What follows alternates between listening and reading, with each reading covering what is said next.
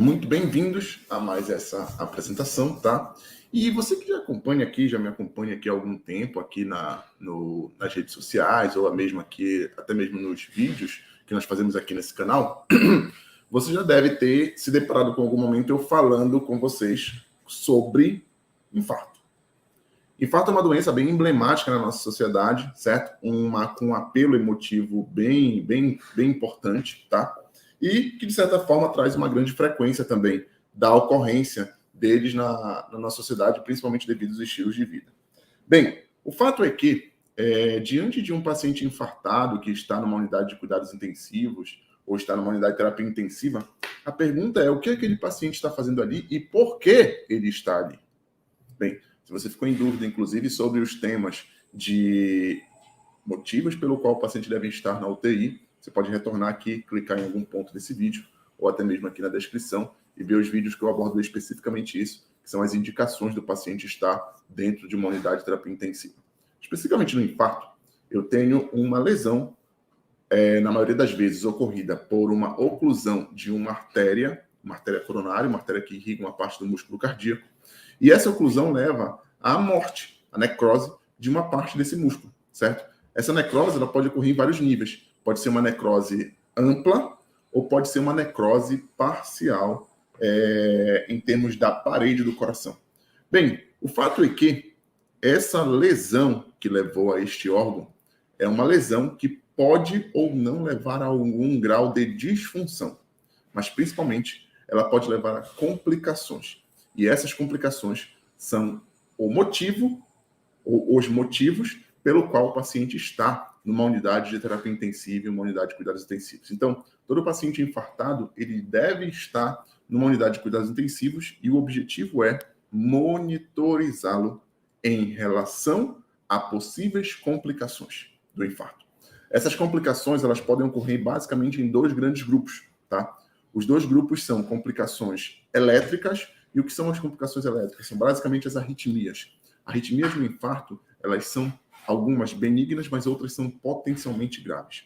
E é exatamente por isso que esse paciente deve ficar com o monitor eletrocardiográfico sob monitorização contínua, uma vez que, caso alguma dessas arritmias apareça, a equipe assistencial possa intervir de imediato. E outra complicação, que às vezes é bem mais grave, bem mais séria, porque envolve, claro, um grande grupamento muscular que foi atingido, são o que nós chamamos de complicações mecânicas.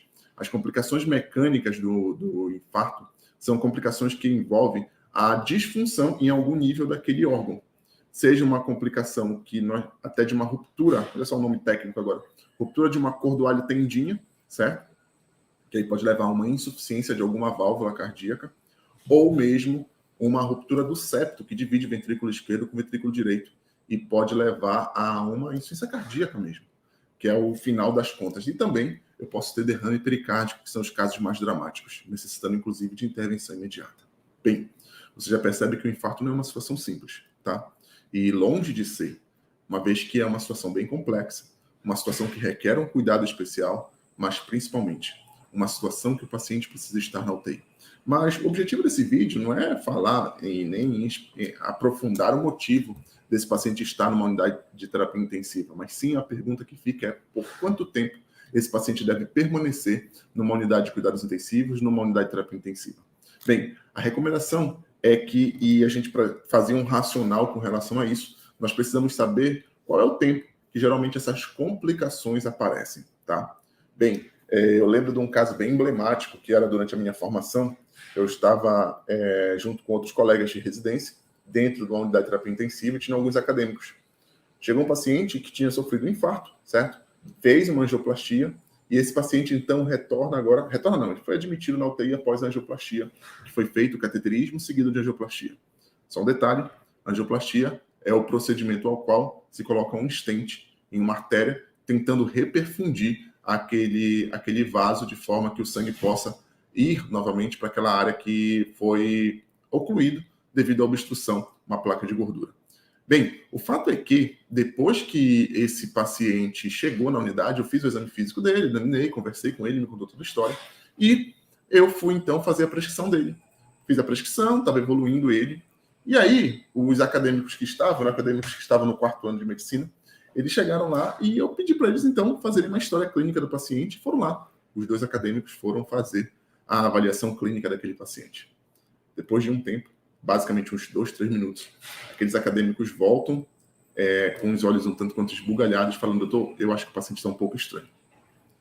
Quando eu cheguei para ver, o paciente estava com uma frequência cardíaca de 30, fazendo o que nós chamamos de bloqueio atrioventricular total. Então, ele teve um bloqueio cardíaco, certo? O que levou a uma arritmia cardíaca grave, com instabilidade pressórica, e a gente teve que fazer uma intervenção de emergência nele ali, na UTI mesmo, eu e outro colega.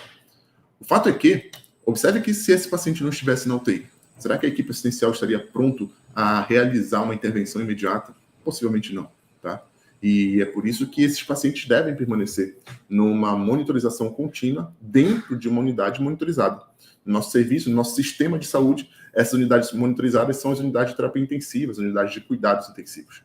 Então, neste momento, esse paciente deve permanecer, e aqui vem o pulo do gato, para pacientes que têm o que nós chamamos de infarto com supra, ou seja, uma oclusão total da artéria coronariana, certo? E foi submetido a uma revascularização minimamente, algo em torno de 72 horas após o evento cardíaco. Os pacientes que têm um infarto sem supra, ou seja, que não tem uma oclusão total, mas uma oclusão parcial, mesmo assim levou a um sofrimento, esses pacientes podem permanecer um tempo menor. E esse tempo menor, tanto no infarto com supra quanto no sem supra, eles podem ser subdivididos ou podem ser monitorizados através das enzimas cardíacas. Então, através das enzimas cardíacas e da intervenção que foi realizada no paciente, pode ser programado o tempo dele.